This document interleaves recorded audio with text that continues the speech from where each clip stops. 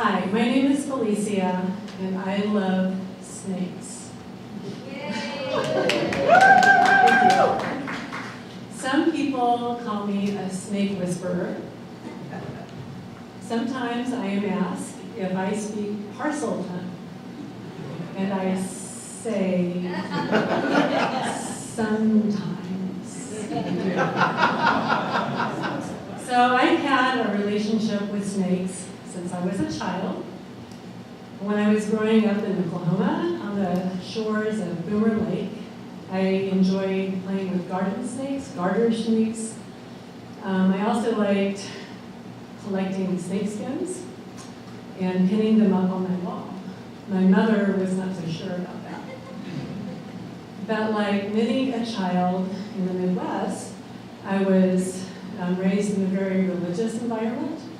And so by the time I was 9 or 10, I had developed an Eve complex, like many girls, and turned away from snakes. Ooh, yucky. But I loved all animals, all other animals, all creatures great and small. I loved James Harriet. And I also wanted to be a veterinarian at one point, and studied biology and enjoyed all things wild.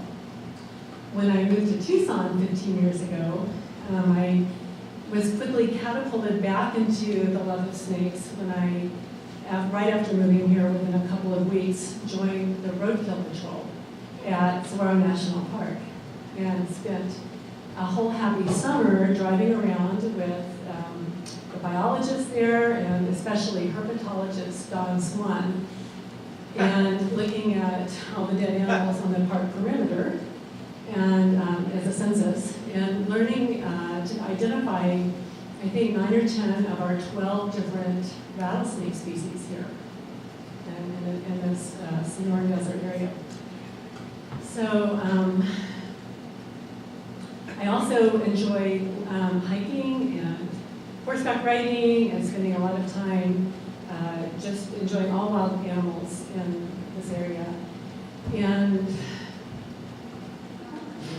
so anyway, what I came to find was that unlike most people here, I love snakes so much more than the average person. I thought that was typical. I thought that was usual. I thought snakes were just like any other animal, just like I love to go out and see coyotes and bobcats and javelina and everything else. No, that's not true. Many people, when they see a snake, they shriek, they jump away from it. But I also found out, just even about 2 years ago, that I was unusual in that I see way more snakes than the average person. So in an average year, and I used to keep track, and now I just kind of keep a casual number in my mind, but I usually see around 50 snakes a year or more. And I've talked to a lot of longtime Tucsonans, native Tucsonans, who see maybe 2 or 3 a year. And even other hikers, even other horseback riders. So I know that's unusual. And so my encounters are very exciting. Oh, I almost stuck in one. But that system, the early warning system works. For me it does anyway. But also the very quiet, almost mystical, spiritual. I can be very quiet and calm and sit quietly and watch a non-venomous snake turn towards me and come all the way up to me. And that's very special. It's a very spiritual thing for me. So I have many experiences. The story I want to tell you tonight takes place last year in Africa. My 21-year-old daughter, Isabella, and I spent 7 weeks traveling in South Africa. We went to South Africa, Namibia, Botswana, Zambia, and spent 7 weeks exploring all of Africa, including the wildlife parks and visiting people and learning about the cultures. So my snake experiences began in Namibia, and Isabella and our guide, Ken, an American young man, and I were driving around visiting all the different sites. So we began with our first snake, a Namibian sand snake, by the side of the roads, reaching to a halt, excitedly getting out of the car, and finding a snake. We're happy, but it's dead. And this began our beginning of our unusual nomenclature of snakes. So this snake was all the way dead. It was, kicked it up, we were excited, but it was dry, it had been flattened, probably days ago, but we were still happy. So, but we got in the car, and maybe a day or two later we saw another Namibian sand snake, just slightly venomous, but this one was only mostly dead. So it had been killed maybe, a few hours before. It was still a little plump, not completely desiccated, but we felt like we were on the right track. So as we approached the Etosha National Park, famous for its megafauna, we were very excited to find a bright green boomschlang. Oh, that was so exciting. And it was only a little bit dead. And we say that because it was bleeding, it had its guts hanging out. Maybe there was a twitch, we're not sure. But it was just, since it was only mostly, a little bit dead, maybe that was still a little bit alive, we avoided its head. It's very toxic. So, and then that night, as it was getting dusk, we found finally, yay, a puff adder that was all the way alive. Victory! So it was fat, it was coiled. Puff adders are sluggish. They're kind of like fat African rattlesnakes. Very, very venomous, probably 10 times as venomous as our rattlesnakes. So it was exciting. And we did what any normal person would do and got out of our car and ran right up to it, right as those big trucks were driving by us, at high speed. And I had that first frisson of fear as I watched my daughter in her shorts and sandals run right up to that snake. And I heard my mother's voice in my mind, "What are you doing with our granddaughter?" What can I do? We've been waiting for this moment. So we watched that snake for a while, got back in the car, went to Etosha, saw scads of rhinoceros and elephants and all that great stuff. And then, I know, you can hear about that too. That's another story. But then, and this is the part I really want to tell you about, we went to Shambura Camp, a magical, wonderful place that I encourage you to go to, with Mark and Charlie Paxton, who run this beautiful place. And Mark was a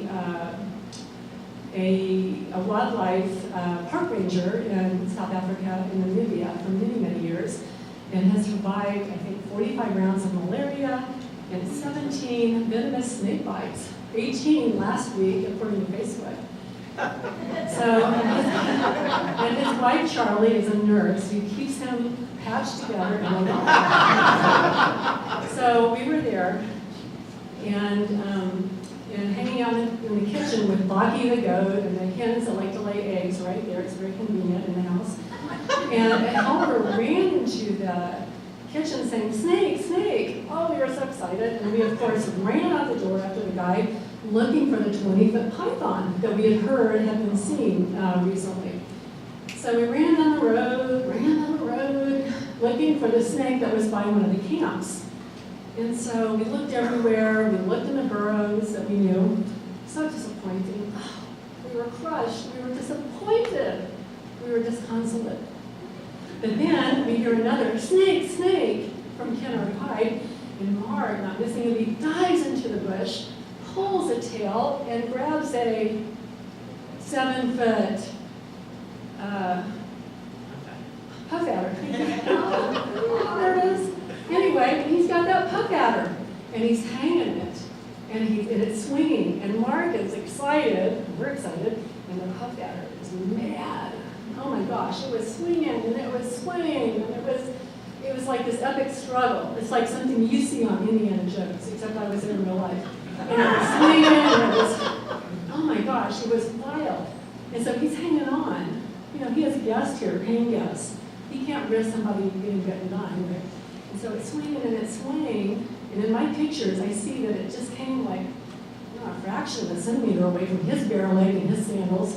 What is it with people in Africa? I don't know. But anyway, so it's swinging and it's swinging, and he's making it dizzy. He's hypnotizing it. And finally, he lays it on the ground and he says, stick, stick, stick, because he doesn't believe in having snake tools. He thinks it's better to get whatever the bush offers him on any given moment. So we give him a stick, and he puts the stick over the snake's head, reaches down, grabs the snake's head, and then we, of course, do what any sensible person would do, and crowd around and look into its cotton candy pink mouth, and look at its glistening fangs, and peer down its shiny puff-outer throat. Oh man, it was just so beautiful. And so, watching my daughter, I have to say, fondle this beautiful puff-outer, holding its sinewy coils, it was a proud, mothering moment. I know, other people are like proud when their kids walk across the stage to get that Juris Doctorate or push out that grandbaby. But my daughter, handling that venomous thing, that just did it for me. No pressure, boys. But anyway, so Mark likes to handle snakes. He's really good at it, mostly. I mean, there are those 18 bites, and he is married to a nurse who carries antivenom. I like to handle snakes, and every year in the fall and the spring, I help shepherd the little babies off the road because they're kind of ignorant, and they're cold, and they don't know the ways yet of automobiles and people who run them over thoughtlessly. And then I like to think about one of my heroes, Australian Steve Irwin, may he rest in peace. There's those of us who run towards the snake and say, crikey, she's a beaut. But even Steve Irwin took a lot of chances, and in the end, he was killed by the animals that he loved. So I say to you, unless you find that you are a snake whisperer, have many skills, or just have an overdose of moxie, don't try this at home.